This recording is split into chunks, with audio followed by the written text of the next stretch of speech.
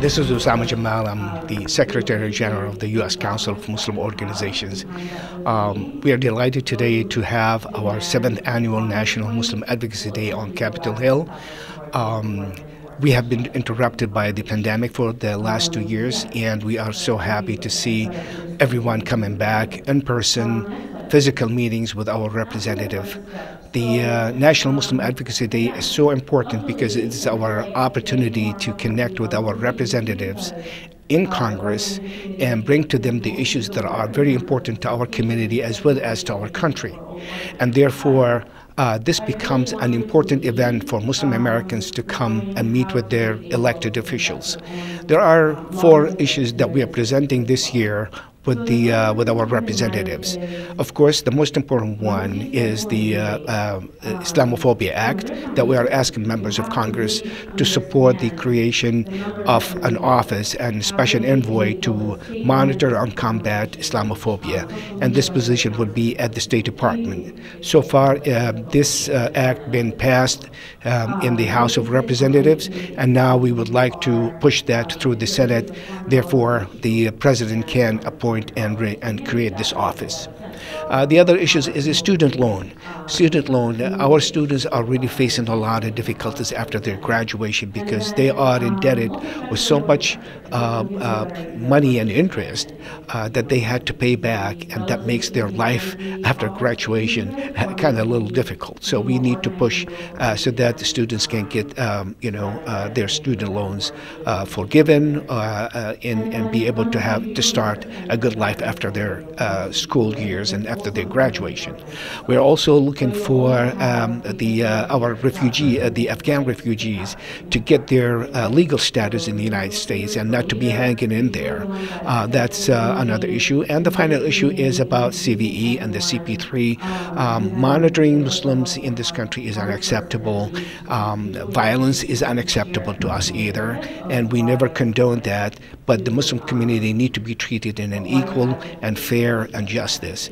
And therefore, these programs that targeted our Muslim community totally unacceptable.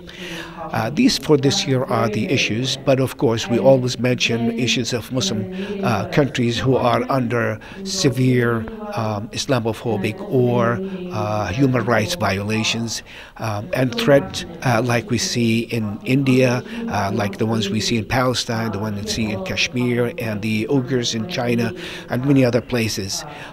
We have a full load of issues that we have to discuss and to push for, and we hope that our community support us, and hopefully next year we'll have more people to come and join us in this awesome task of connecting and exercising our citizen rights and obligation to serve our communities and serve our country.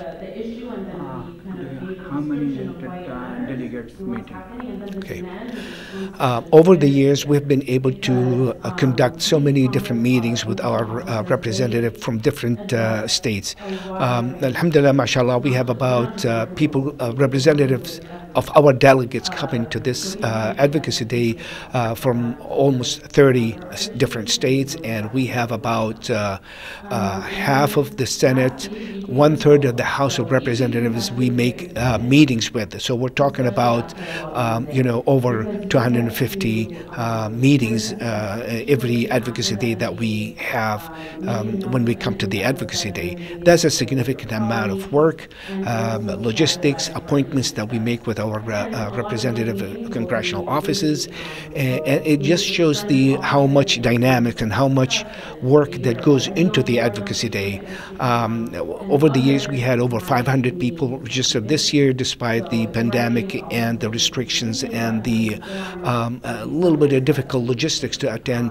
We have registered about 400 people, and we had to close registration because we could not make that many appointments, as well as the escorting people into the Capitol is not a simple issue. So we are very happy with the turnout. It is much more than what we have anticipated, and it just shows the energy, the enthusiasm, and the interest in advocating for our cause.